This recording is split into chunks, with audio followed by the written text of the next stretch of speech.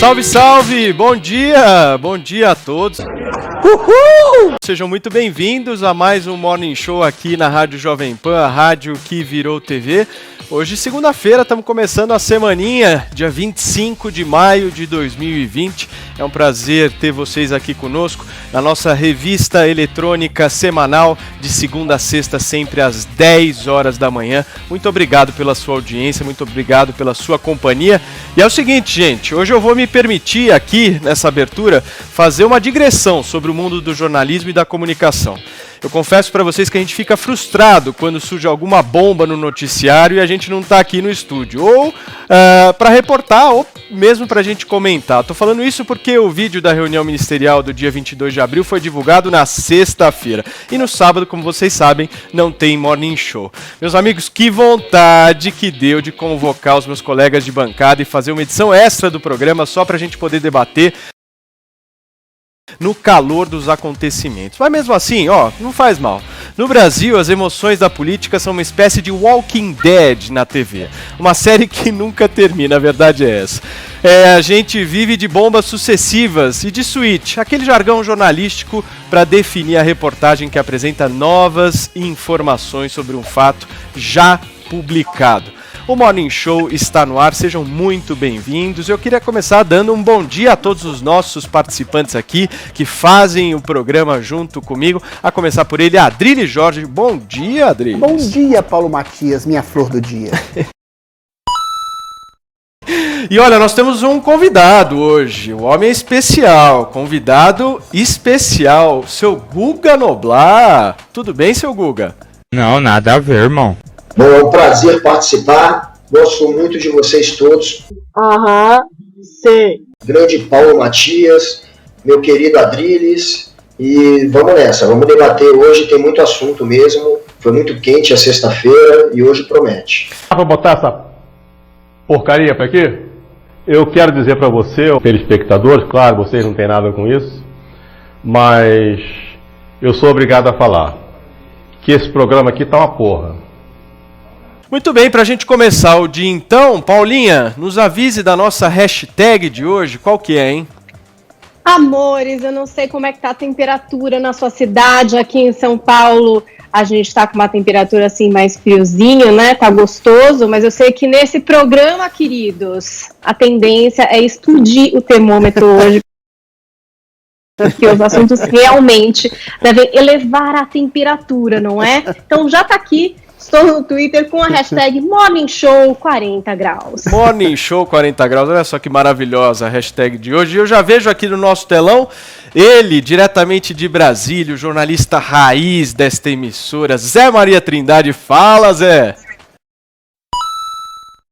Salve, muito bom dia. Olha, as segundas são sempre muito quentes aqui em Brasília, viu? A história está invertida. É segunda e sexta-feira, resolveram pegar no pé de jornalistas por aqui, viu? Muito bem. Bom, eu vou abrir o noticiário, gente, pedindo para a produção colocar agora no ar uma mensagem que o próprio presidente Jair Bolsonaro publicou ontem em suas contas oficiais no Twitter e no Facebook. Olha ela aí, já está aparecendo.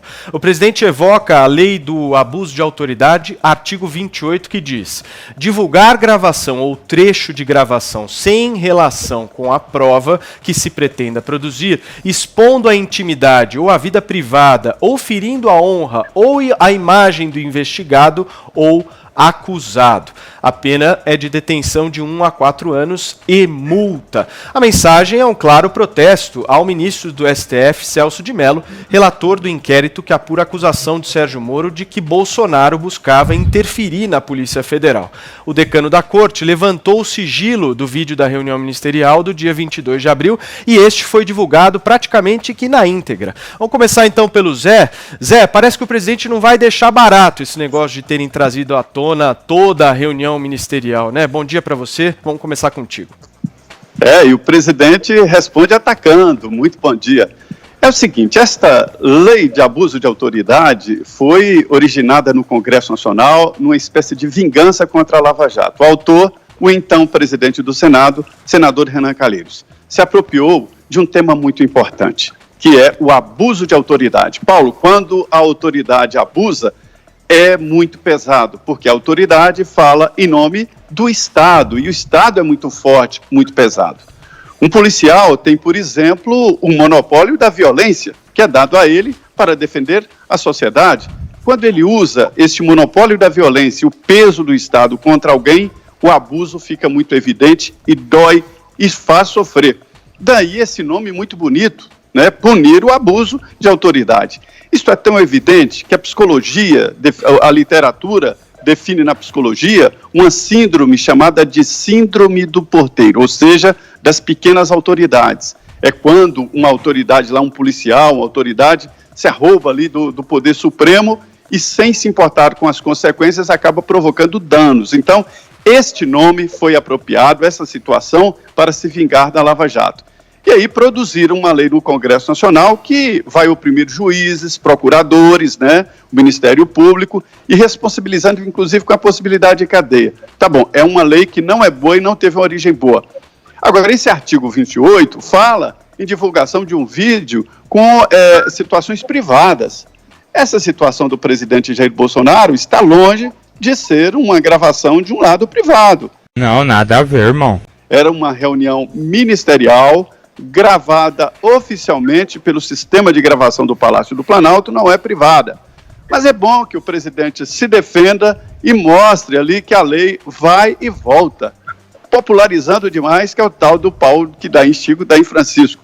Isso provocou uma reação muito grande no judiciário, viu? Associações, ministros aqui reclamaram muito da simples menção ao artigo 28 da Lei de Abuso de Autoridade. Mas eu acho que a apreensão do telefone do presidente é muito maior, é uma invasão muito maior do que a simples menção, do que, inclusive, a divulgação do vídeo. Muito bem, agora eu queria passar a bola para o Guga. Guga, você está falando sério? Ih, rapaz. Você não acha que essa divulgação toda da reunião ministerial, ela não é um pouco hipócrita na sua avaliação? Você não acha, então, que nós temos que divulgar tudo? Divulgar a reunião do Supremo, do Congresso, dos governadores, empresa, enfim, o que você acha? Então, essa reunião em especial, ela foi excepcional, porque nessa reunião constaria, segundo o ex-ministro Sérgio Moro, um momento em que o Bolsonaro teria o pressionado para trocar o comando da PF e, portanto, para aparelhar a justiça. Ele lançar esse tipo de ameaça, porque isso é uma ameaça, quando ele solta esse tweet, ele está, sim, ameaçando mais uma vez a justiça, tentando mais uma vez intimidar o STF, e há uma série de movimentos do Bolsonaro e de pessoas em volta dele já nesse sentido. Ele realmente tem o perfil de um autocrata, e mais uma vez ele prova isso ao soltar esse tweet. Esse tweet é uma clara ameaça. Informação que ele bebeu muito, bebeu. Ok, Adriles, você concorda com o Guga ou não? De forma alguma. Eu acho, primeiro, eu queria louvar. Não sei por que o presidente está tão incomodado com a divulgação desse vídeo, porque o que o Moro, em conluio com o Celso de Mello, fizeram foi uma ode. Fizeram que um vídeo que seria uma peça de acusação terrível, na verdade, se transmutou e se revelou uma peça de publicidade infalível ao discurso do presidente. O Guga falou que o Bolsonaro é autoritário. Ele, aos brados, aos berros e palavrões, ele defende veementemente a liberdade de expressão e de ação do indivíduo contra ditaduras de governadores e opressores que de alguma forma lançaram mão da pandemia para prender pessoas, soldar comércios, invadir a liberdade de ir e vir, prender uma mulher em meio à praça pública. Agora, eu gostaria de realmente saber, eu não sou jurista, o que tem a ver o brado do Bolsonaro em nome da liberdade nacional contra ditadores, o que isso tem a ver com uma suposta ingerência dele na Polícia Federal? Ele não fala faz nem menção à Polícia Federal, ele fala de órgãos de segurança, de órgãos de informação, na segurança na ponta, fala da segurança da família dele. O que tem haver a mania de perseguição, que pode ser aferida ou não na realidade, do Bolsonaro em relação a pessoas da sua família que estariam sendo perseguidas por órgãos da mídia ou por outras instâncias políticas. O que tem o ministro Weintraub dizendo da repulsa a Brasília, da unificação do povo brasileiro, a ver com a ingerência do Bolsonaro na Polícia Federal, da suposta, né? O que tem a ver a ministra Damares falando de violação de direitos humanos? A única coisa lá que tem a ver com a suposta ingerência do Bolsonaro na Polícia Federal é dizendo que vai interferir no seu governo, de ministérios a instâncias mais baixas, que se sentia de alguma forma perseguido e que nada disso interfere em qualquer tipo de inquérito na Polícia Federal, meu Deus. Existe, eu acho, uma sanha golpista do ministro Celso de Mello, que eu já acusei de golpista aqui uma vez nesse programa, com a presença do Guga, quando, da ocasião de que ele divulgou um vídeo em apoio a manifestos a favor da democracia, contra a corrupção, e fazendo críticas acerba assim, ao STF, em nenhum momento pedindo a derrubada do STF, o próprio ministro Celso de Mello disse: olha, esse homem tem que ser parado porque ele está num ato antidemocrático. Ato antidemocrático é esse que o ministro Celso de Mello faz, divulgando e publicizando um vídeo que não tem rigorosamente quase que nada, nos seus 98%, a ver com a acusação em questão. Moro, nesse sentido, foi um ingênuo político. O que ele fez foi dar publicidade e vazão a um Bolsonaro com um princípio extremamente democrata, extremamente libertário, falando novamente em liberdade contra a opressão de governantes, usando da pandemia para oprimir e prender cidadãos livres. Ele e Celso de Mello fizeram um grande favor à publicidade da candidatura de Bolsonaro em 2022 e mostraram um homem que é fiel às suas bandeiras, falando inclusive de uma população armada contra a tirania da opressão. Para quem não sabe, inclusive para alguns jornalistas meio ignorantes, a segunda emenda dos Estados Unidos prevê exatamente isso. Contra a tirania do Estado, contra a tirania de governantes, o cidadão livre pode se armar contra exatamente a tirania da opressão de quem o governa, supostamente. O Bolsonaro estava dizendo exatamente sobre isso. Agora, é um democrata libertário falando contra a tirania. Isso não tem nada a ver com o crime que, de alguma forma, tentam lhe imputar para promover um golpe contra o executivo. Ok, agora, Guga, deixa eu insistir contigo. Rapaz. Até entrando exatamente onde eu acho que você vai falar. É preciso a gente diferenciar o poder que o presidente da República tem, constitucionalmente falando, de trocar os cargos de confiança que ele bem entender. Seus ministros, suas empresas, seus órgãos, isso é prerrogativa dos chefes do Poder Executivo. A outra coisa que a gente precisa diferenciar é as atitudes republicanas ou não que vieram a fazer esta troca. Você não concorda comigo? São questões absolutamente diferentes que a gente não pode confundir? Não, com certeza ele tem essa atribuição, ele poderia fazer isso. Agora, da maneira como foi feita, da maneira como se desenhou, há toda uma ordem cronológica que mostra que o Bolsonaro aparelhou a justiça. Essa gravação que o Adriles quer fingir que não tem importância nenhuma, ela prova isso. Ele cita assim que é uma faceta de um governo realmente golpista, que a gente vê ali a Damares pedindo por prisão de prefeitos e governadores. A gente vê ali o Weintraub pedindo a prisão de ministros do STF. A gente vê ali... Eu estou dizendo a verdade, olha. Quando eu estou muito doido, eu não me controlo. O presidente dizendo que só aceita impeachment se acharem conta dele na Suíça. Guga, mas esses ministros são idôneos do Supremo Tribunal Federal? São gente do bem na sua avaliação? Eu acho que tem muita coisa ali que é esquisita, que é estranha, que merece investigação. Não acho que são pessoas do bem, mas eu acho que a instituição não pode ser atacada por conta das pessoas... Concordo contigo. Preservar a instituição. Preservar a instituição, estou de acordo contigo. Agora, criticar os ministros, eu não vejo problema nenhum. A questão que mas o que acontece... A gente pode olhar os cartazes em todas as manifestações e o próprio discurso do governo. O próprio discurso do Weintraub, que falou que prenderia a todos no STF. Agora ele quer dizer que só se referiu a alguns, ele quer voltar atrás porque ele viu que pegou mal. Mas quando ele fala a frase dele, a gente vê ataques às instituições. Só cachaça. Só cachaça. Eu vou fazer o quê? Tá muito doido, meu velho. São ataques às instituições, o que está acontecendo. Não são ataques a pessoas apenas do STF. Ataques a pessoas que conspurcam 10 segundos, as instituições. Adriles, por favor. São ataques a pessoas que conspurcam as instituições. Em nenhum momento o presidente, na história da sua carreira política na presidência da República, fez um ataque formal para derrubada do STF, para derrubada do Legislativo.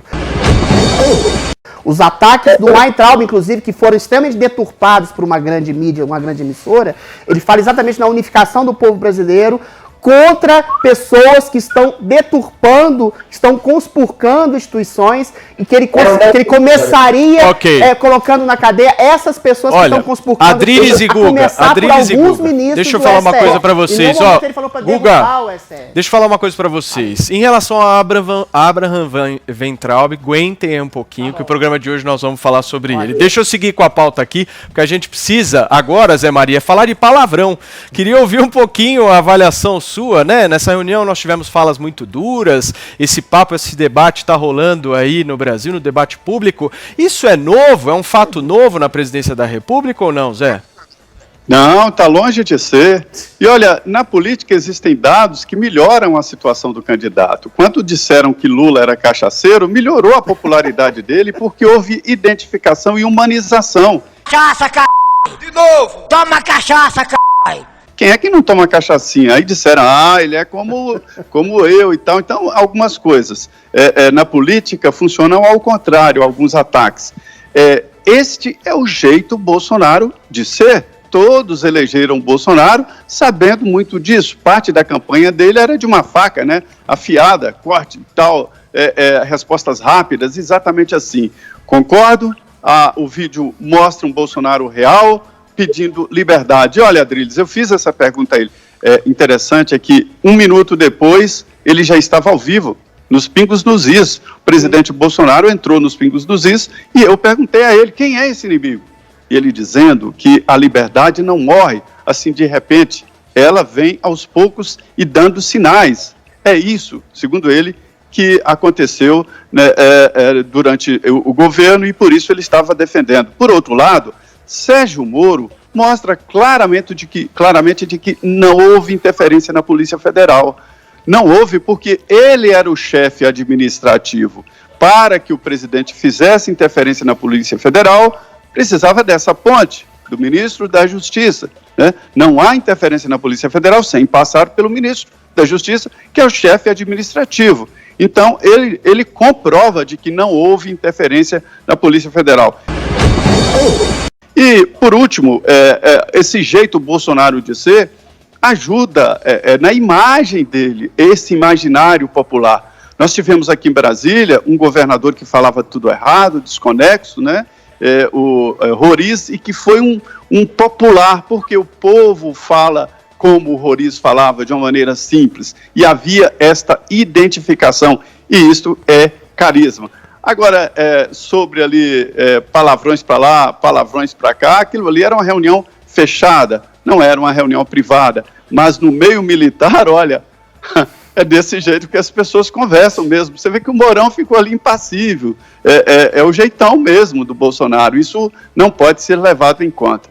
Muito bem, eu queria ouvir a sua opinião, Adriles, sobre a importância que a gente tem que dar sobre essa questão dos palavrões, essa linguagem chula, né? Vamos passar para você, em seguida o Guga comenta. Olha, há uma certa liturgia do cargo que eu acho que o Bolsonaro derrapa por aí. Mas assim, é um derrapão, é simplesmente uma coisa mínima, é ridículo. Depois de ter visto o vídeo, depois do vídeo ter sido destrinchado e não ter sido nada, rigorosamente nada provado, a Rede Globo e outras mídias ficarem contando o número de palavrões. É patético. Deveriam contar o número de vezes que o presidente, que é acusado de ditador, e que não foi mostrado essas partes na grande mídia, falava em liberdade, em defesa de liberdade, aos berros, aos palavrões, dizendo, como o Zé Maria bem disse, que a liberdade começa a ser suprimida exatamente aí, em nome da segurança, entendeu? Como os nazistas faziam nos anos 30, é por sua segurança que nós estamos tolhindo a sua liberdade. É isso que o Bolsonaro resgatou como libertário. É impressionante. É fascinante o discurso dele nesse sentido. Agora, a questão dos palavrões é ridículo uma mídia progressista que fala de poliamor, que fala de revolução sexual, que põe no ar um programa como Amor e Sexo, que faz elogios a orgias, a pansexualismo, de toda forma, ficar fazendo uma censura ao palavreado do presidente. Por muitos anos e muitas décadas, a diplomacia da liturgia do cargo na política brasileira pressupunha exatamente um estado de conluio, um estado de hipocrisia entre os poderes, de conluio formal. Enquanto os políticos ferravam o povo, para não usar outro verbo, eles ficavam numa liturgia formal. O Bolsonaro, para bem ou para o mal, é aquilo, é exatamente o mesmo personagem que foi eleito, é exatamente o mesmo personagem que está na cadeira da presidência da República. Ele é visceral, ele às vezes é grosseiro e vulgar, mas a questão que se debate ali é o ideário do Bolsonaro, é o ideário de um homem que quer que a população possa, inclusive, se armar contra tiranos que oprimem a sua liberdade. Existe toda uma sanha golpista contra o Bolsonaro que está dando tiros de canhões na água e que não tem outra coisa a dizer a não ser o palavreado do presidente. Isso é abaixo do ridículo, é abaixo do patético, é a apologia da hipocrisia como norma política, das convenções socio-verbais como convenção absoluta de uma dinâmica política. O Bolsonaro não é isso. Ele simplesmente foi autêntico, continua a ser autêntico. Enfim. Ok. Guga, a palavra está contigo. Bom, como o Zé Maria falou, de fato, não houve aparelhamento na justiça.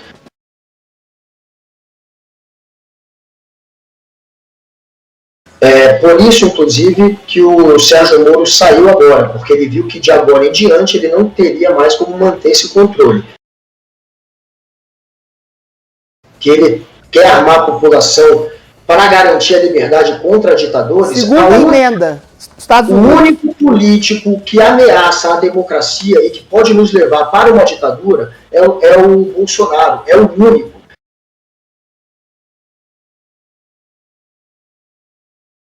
Agora, quanto aos palavrões, foram 37 palavrões em 2 horas de...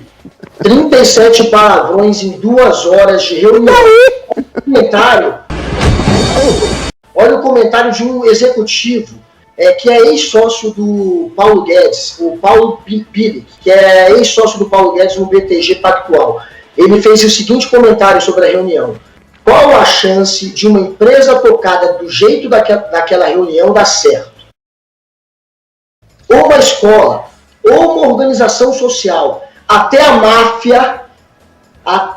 máfia, que sucesso teria? Eu estive vendo nos últimos 40 anos, os presidentes dos últimos 40 anos, eu estou contando de Figueiredo para cá, o único que não proferia palavrão em encontro com ministros foi José Sarney. Então, só para a gente registrar isso, né?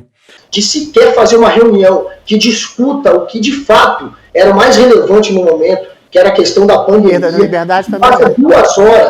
Passa 2 horas fazendo bravata, criando guerra ideológica, xingando a imprensa e xingando adversário político. Aquilo ali é uma piada, aquilo ali nenhum governo sério, nenhum governo é chulo daquele jeito. É isso que eu tenho a dizer. Eu estou dizendo a verdade, olha. Quando eu estou muito doido, eu não me controlo. Em 10 segundos. Três acusações, 10 segundos. 10 segundos. 3 acusações gravíssimas que o Guga faz ao governo. Projeções de crime futuro. A intenção de fazer uma ditadura, em que pese o fato de ele defender a liberdade. A intenção de ingerir na Polícia Federal, sendo que não há nenhum indício, a única coisa que ele fez foi trocar o comandante.